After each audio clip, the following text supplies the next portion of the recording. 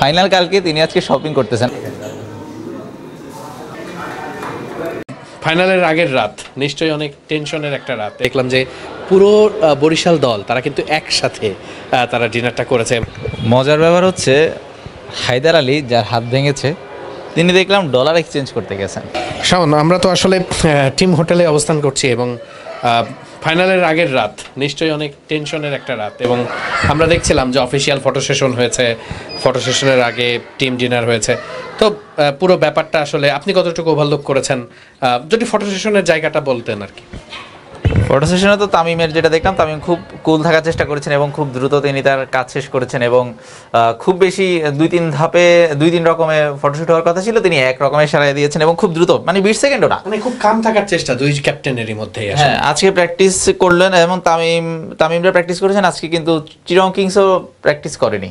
ওই যে কেউ যেন ইনজুরিতে না পড়ে প্র্যাকটিস করতে গিয়ে, কেউ ম্যাচের আগের দিন, কালকে একটা ম্যাচ খেলেছেন, আগামীকাল আর একটা ম্যাচ, আজকের দিনটা তারা ওই রিস্কটা আসলে নেয়নি। আলিসের ব্যাপারে আপনার কাছে আপডেটটা কি? আলিসের ব্যাপারে মূলত আসলে আলিসের সঙ্গে আমার একবার টিম লবিতে ছিল, সেই সময় দেখা হয়েছে। তিনি এখনও ব্যথা অনুভব করছেন বলেই মনে হয়েছে। তার সঙ্গে দেখা হয়েছে, জিজ্ঞেস করেছি যে কী অবস্থা, এবং অ্যালিসের যে আপডেট, অ্যালিস যতটুকু জানিয়েছে যে এখনও ব্যথা আছে, কিন্তু সে আশা করছে যে আগামীকালকে ম্যাচের আগে হয়তো বা ফিট হবে। এবং আমি ওই সময়ই দেখলাম যে তখন প্রায় 7টার মতো বাজে, মানে তখনও ফটো সেশন হওয়ার প্রায় 40-45 মিনিট আগে, এবং সেই সময়ই আমি ঠিক ওপরেই আসলে যে টিম ডিনার করার যে জায়গাটা সেটা ছিল, এবং আমি দেখলাম যে পুরো বরিশাল দল তারা কিন্তু একসাথে তারা ডিনারটা করেছে, এবং চট্টগ্রামও ওই একই টাইমে সার্টেন টাইমেই ডিনার করে ফেলেছে। আমরা তো আসলে ডিনার করা বলতে বোঝাই রাত 11টা-12টার দিকে, কিন্তু আসলে ডিনারের যে নির্দিষ্ট সময় 7টা-8টার দিকে ক্রিকেটাররা সেই নিয়ম মাফিক সবাই একসঙ্গে টিম ডিনার করেছে, সবাই খুব শান্ত থাকার চেষ্টা করেছে, আমরা সেটাই অবজার্ভ করেছি। এবং ওই যেটা বললাম যে আসলে ম্যাচের আগের দিনের এই ছোট ছোট মোমেন্টগুলো ক্যাপচার করার জন্য বা বলার জন্য আমরা টিম হোটেলে থাকি, আপনাদেরকে বোঝানোর জন্য যে আসলে ফাইনালের আগের সিনারিওটা কী। শাওন, আপনার কাছে আসলে আমার এই অবজারভেশন থেকে যে দুই একটা ব্যাপার আপনি একটু ডিসকাস করেন, যে আপনি তো সেই দুপুর থেকেই আছেন এখানে, অবস্থান করছেন, ক্রিকেটাররা যাওয়া আসা করছেন, বাইরে যাচ্ছেন বা আসছেন, মানে আপনার কাছে এক্স্যাক্টলি কী মনে হচ্ছে যে কোন দল বেশি চাপ ফিল করছে, বা ওই চাপের জায়গাটাতে কেমন দেখছেন, মানে দুই দলের এনভায়রনমেন্টটা কেমন দেখছেন? মজার ব্যাপার হচ্ছে হায়দার আলী যার হাত ভেঙেছে তিনি দেখলাম ডলার এক্সচেঞ্জ করতে গেছেন। আরেকটা হচ্ছে ক্লার্ক, তিনি গেলেন দেখলাম যে শপিং করতে। ফাইনাল কালকে তিনি আজকে শপিং করতেছেন, আমার কাছে মনে হচ্ছে এটা চাঙ্গা থাকার জন্যই করতেছেন। আমি আজকে দেখলাম উনি লম্বা সময় ধরে শপিং করেছেন, প্রায় ভালোই শপিং করলেন, বনানীর বিভিন্ন মার্কেট থেকে শপিং করে তারপরে একটু আগে তিনি হোটেলে ফিরলেন। প্রায় 4 ঘন্টার মতো, 3-4 ঘন্টার মতো তিনি বাইরে ছিলেন। এছাড়াও তার সাথে খাজা নাফে এবং আরও একজন বিদেশি ক্রিকেটার এবং স্টাফ, তারাও শপিং করতে বেরিয়েছেন। মানে শপিংটাই আসলে, শপিং করে এটাকে আমি জানি না এটা কোনো কিনা যে চাপমুক্ত থাকার জন্য, অর্থাৎ সময়টা কাটানোর জন্য একেবারে কি তারা নির্ভর এই জন্যই কি, নাকি ওই যে চাপমুক্ত থাকার জন্য? নাহলে ফাইনাল কালকে আজকে আপনি শপিং করতে পেরেছেন, আপনার ফাইনাল পরীক্ষা হলেও নিশ্চয়ই আপনি এরকম করতেন না। কিন্তু আমার কাছে মনে হচ্ছে যে চাপমুক্ত থাকার জন্য এরকম করেছে, এবং আজকে তারা ম্যাচের কোনো, অর্থাৎ প্র্যাকটিসের কোনো প্রেশারে নেয় নাই। মানে ব্যাপারটা এমন, কালকে যেহেতু ম্যাচ খেলছে সেহেতু হয়তো আজকে রেস্টের জন্য, হ্যাঁ, কারণ এটা ইনজুরি একটা কনসার্ন থাকে, এটা বিভিন্ন কারণ হতে পারে। আর ফরচুন বরিশালের কথা যেটা বলবো, সেখানে মুশফিকুর রহিম আজকে একদম সকালবেলা তিনি প্র্যাকটিসে সবার আগে যেমন যান আজকেও চলে গেছেন। আমি আসলাম 11টা, এর আগেই মুশফিক চলে গেছেন প্র্যাকটিসে 1টায়, নিজের প্র্যাকটিস করলেন, তারপর পরিবারকে সময় দিয়েছেন, সময় দিয়ে সন্ধ্যায় তামিম মুশফিক ব্যাক করেছেন টিম হোটেলে। তো ওদের যে সিনিয়র ক্রিকেটাররা তারাও আসলে রিল্যাক্সে আছেন। আর ফরচুন বরিশালের চাইতে, আর আমার কাছে এখন মনে হচ্ছে ব্যাপারটা এমন যে ফরচুন বরিশালে আসলে হারানোর কিছু নাই, দুঃখিত, মানে চিটং কিংসের, কারণ অনেকেই তাদেরকে এই জায়গায় আশা করে নাই। বিদেশি বড় কোনো ব্যাটার নাই, সাকিব খেলতে পারেনি, ম্যাথিউস, মঈন আলী খেলতে পারেনি, বড় নাম খেলতে পারেনি, তো এরপরেও তারা আসলে ফাইনাল খেলছে। তো তাদের জন্য এখন ফাইনালটাও একরকম বোনাস আমার কাছে যেটা মনে হচ্ছে এত তর্ক বিতর্কের মধ্যে। অন্যদিকে ফরচুন বরিশাল যে দলটা করেছে আপনার এত এত প্লেয়ার, বড় বড় প্লেয়ার বেঞ্চে, তো আপনার ওই জায়গায় ফাইনাল আপনার জিততেই হবে, মানে এরকম একটা সমীকরণের মধ্যে চলে এসেছে। তো এই জন্য আমার মনে হচ্ছে ফরচুন বরিশাল চাপে থাকলেও সেটাও প্রকাশ করতে চাচ্ছে না, আর চিটাগং চাপে থাকলেও ওদের আসলে চাপ নেওয়ার কিছু নাই এখন, ব্যাপারটা এমন। তারপর আলিস নিয়ে তারা একটা শঙ্কায়, আলিস খেলতে পারবে কি পারবে না, 80% হয়তো বা সম্ভাবনা না খেলার, তো ওইটা হয়তো বা 80 থেকে উল্টাভাবে 180 ডিগ্রি অ্যাঙ্গেলে ঘুরলে হয়তো বা তিনি খেলতে পারবেন। তো এই জন্যই মনে হচ্ছে যে দুই দলই কারোই প্রেশারটা কেউ আসলে বুঝাতে চাচ্ছেন না, কিন্তু দুই ক্যাপ্টেন যখন ফটো সেশন করতে এসেছেন তখন আমার কাছে মনে হচ্ছে যে দুজনেই ওই কুল অ্যান্ড কাম থাকার চেষ্টা করছেন, মানে ফাইনালের ওই এক্সাইটমেন্ট শো করতে চাচ্ছেন না। আপনার কাছে কি মনে হয়? না, আমিও এক্স্যাক্টলি, বিকজ মিথুন তো আমার দেশের বাড়ি কুষ্টিয়া, একই জায়গায় বাড়ি, তো আমি পার্সোনালি তার সঙ্গে কথা বলার চেষ্টা করলাম যে ভাই কী অবস্থা, তো তিনি খুব হাসি খুশি, হ্যাঁ দোয়া করো, দেখা যাক, মানে এই টাইপের, মানে এটা মূলত কি একটা দুই ক্যাপ্টেন তামিমের আসলে যেটা যে আমরা আলোচনা করেছি এর আগের ভিডিওতেও, যে তামিম আসলে কখনো বিপিএল ফাইনাল হারেওনি, এটা একসাথে যেমন নির্ভরও থাকা, একই সাথে কিন্তু একটা প্রেশারও, কারণ আপনি কখনোই হারেননি, তো আপনার যখন হারের মতো একটা চ্যালেঞ্জের সিচুয়েশন আসবে তখন আপনি আসলে সেটা কীভাবে মোকাবিলা করবেন, সেটা কিন্তু আসলে একটা বিগ কোয়েশ্চেন। এবং কেন যেন আমি যদি বলি, শামীম পাটোয়ারি সব ম্যাচেই ভালো করেছেন এবারের বিপিএলে অলমোস্ট, মানে ওদের উইনিং ম্যাচগুলোর কথা যদি বলি, বাট কেন যেন বরিশালের সঙ্গে শামীম পাটোয়ারি একটু এক্সেপশনালি ভালো করে, তিনি অফ ফর্মে থাকলেও গত বছরের ইভেন বিপিএলও আমরা এটা দেখেছি, রংপুরের হয়ে তিনি এক্সপ্লোসিভ ইনিংস খেলেছেন বরিশালের বিপক্ষে।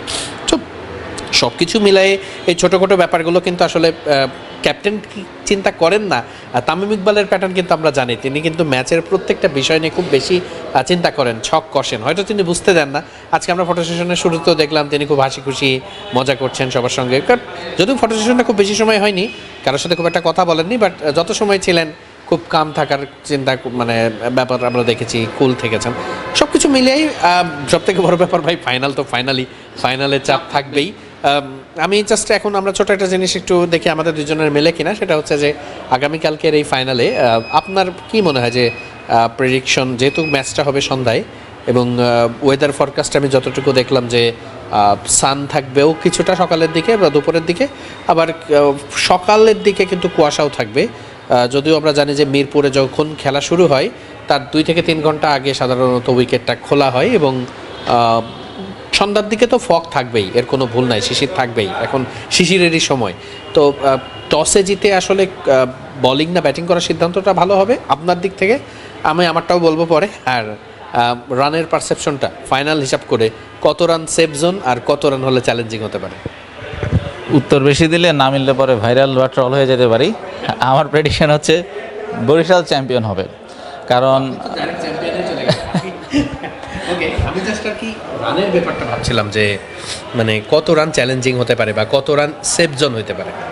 আমার কাছে মনে হচ্ছে বরিশাল যেটা করবে, যদি টস জেতে সেক্ষেত্রে আগে বোলিং করে ওরা চাইবে 150-60 এরকম একটা ইনিংসের মধ্যে আটকে দিয়ে, এরপর গতবার যেরকম করেছে কিংবা গত ম্যাচটা যেরকম করেছে একই প্রতিপক্ষ, এবার ওই দলটার বিপক্ষে একইভাবে ওরা ওই রানটা খুব সহজে চেঞ্জ করার জন্য, কারণ রাতের বেলা বল স্কিড করবে, রাতের বেলা ডিউ ফ্যাক্টর থাকবে, তো এই সুবিধাগুলো তামিম ইকবাল নিশ্চয়ই নিতে চাইবেন, এবং গতবারও তারা একই সুবিধা নিয়েছেন, গত ম্যাচটাতেও একই সুবিধা নিয়েছেন, যদিও চিটাগং কিংসের বিপক্ষে তারা গ্রুপ পর্বের লাস্ট ম্যাচটাতে এরকম সুবিধা নিতে গিয়ে হেরেছেন, বাট অল্প মার্জিনে হেরেছেন, কিন্তু গত ম্যাচে তারা সফলতা পেয়েছেন, ওরা টুর্নামেন্ট জুড়ে এভাবেই করেছেন। আমার কাছে মনে হচ্ছে এবারও তাই করবেন, আর যদি কোনোভাবে যদি তাদের আগে ব্যাট করতে হয় তাহলে যেমন চট্টগ্রাম গতকাল নিজেরা যখন টস জিতলো, ওরা খুলনাকে আগে ব্যাটিংয়ে পাঠিয়ে দিয়েছে চেজ করার জন্য, তো চেজ করার সুবিধা, তো যদি তামিমরা আগে ব্যাট করেন সেক্ষেত্রে তাদেরকে একটা সেফ ইনিংস খেলতে হবে, যেটা চট্টগ্রাম করতে পারবে না, মানে ওইটা চেজ করতে পারবে না।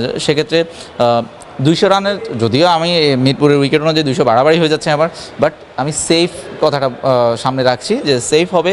190 থেকে 200 রান করে রাখলে ফরচুন বরিশালের যে বোলিং অ্যাটাক তারা নির্ভয়ে জিতবেন, কারণ আপনি লাস্ট বল পর্যন্ত খেলা আনা তো দরকার নেই, আপনি আগেই 30 রানে যেতেন, সমস্যা কি, রান বেশি করবেন। তো আমার কাছে মনে হচ্ছে টস জিতে আগে বোলিং নিয়ে তারা ওই একটা টার্গেট নিয়ে নিবে, চেজ করতে সুবিধা হবে 150-60, ওইটাই করতে চাইবে তামিম ইকবালের দল।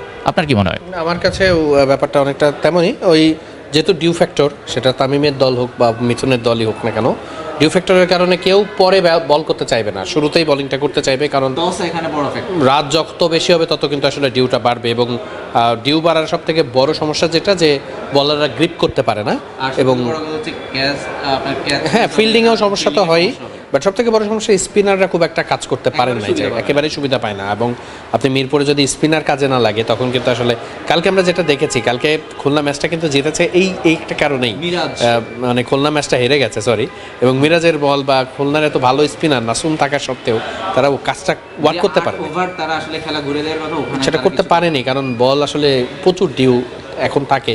আর সবথেকে বড় বিষয় যে প্রত্যেকটা ফাইনালে আমরা দেখেছি যে তামিম ইকবালের সেঞ্চুরিও একটা আছে ফাইনালে, গত ফাইনালেও তিনি ভালো করেছিলেন, এবং এখন পর্যন্ত যে অনেকে আমরা বলি যে তামিম প্রত্যেক বিপিএলেই একটা না একটা বড় ইনিংস খেলেন, এবার তিনি এখনো খেলেননি, হয়তোবা শেষ ম্যাচটা মানে তামিমের বড় ইনিংস বলতে তো আমরা প্রতিবারই ভাবি একটা করে সেঞ্চুরি তামিম করবে বিপিএলে, তো তেমন সম্ভাবনা আছে হয়তোবা। ও শুরুতে যদি তামিমদের ব্যাট করতে হয়, তামিম নিজেই হয়তোবা চাইবেন ওই রানটা করে দলকে নির্ভর করে দেওয়া। অ্যাজ এ ক্যাপ্টেন তামিম যদি সেটা করতে পারেন, তাহলে তো এর থেকে আসলে দলকে নির্ভর করার মতো অন্য কোনো কিছু থাকবে না।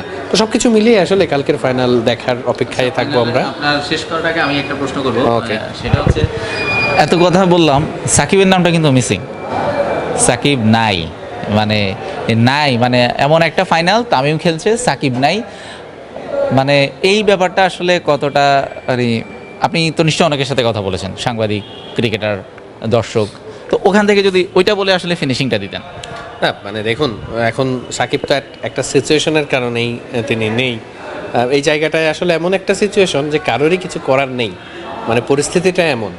এবং তবে হ্যাঁ, দর্শক বলেন, ইভেন সাকিবের যারা খুব হেটার, যারা সাকিবকে পছন্দ করেন না, থাকে প্রত্যেকটা ক্রিকেটারের, অ্যাথলেটেরই থাকে, তারাও চেয়েছেন যে সাকিব মাঠে থাকুক, সাকিব মাঠে খেলুক। এই যে আপনি এই ম্যাচটায় সাকিব তামিম যদি ফাইনাল খেলতো, সাকিব যদি থাকতো, আপনি বুঝতে পারতেছেন এটা আলটিমেটলি বাংলাদেশের ক্লাসিকোর মতো লাস্ট আমরা কয়েক বছর ধরে দেখতেছি। ইভেন আপনি ঢাকা প্রিমিয়ার লিগেও যখন আমরা দেখেছি যে শেখ জামাল ধানমন্ডি এবং প্রাইম ব্যাংক যেদিন খেলেছে, বিকেএসপি ঢাকা থেকে বেশ দূরে, এবং সেখানেও আমরা দেখেছি যে 200-300 ক্যামেরা, মিডিয়ার ভিড়, বিকজ সাকিব তামিম একটা বিগ ব্যাপার, বাংলাদেশের প্রেক্ষাপটে অনেক বড় ব্যাপার। বাট আসলে এখন আফসোস করে লাভ নেই, বাংলাদেশ সাকিবের আন্তর্জাতিক ক্রিকেটটা তো আসলে হয়তো বা আর নেই বাংলাদেশের জার্সিতে। তবে যদি আমি অ্যাজ এ মানে ক্রিকেট খেলা দেখার দিক থেকে বলি, বা অ্যাজ এ জার্নালিস্টের দিক থেকে বলি, অফকোর্স আমি খুশি হইতাম যদি সাকিব খেলতো, এবং বিপিএলটাও আমার মনে হয় আরও একটু গ্ল্যামার পেতো, অফকোর্স, এবং কালকের ফাইনালটাও নিশ্চয়ই ভালোই জমতো।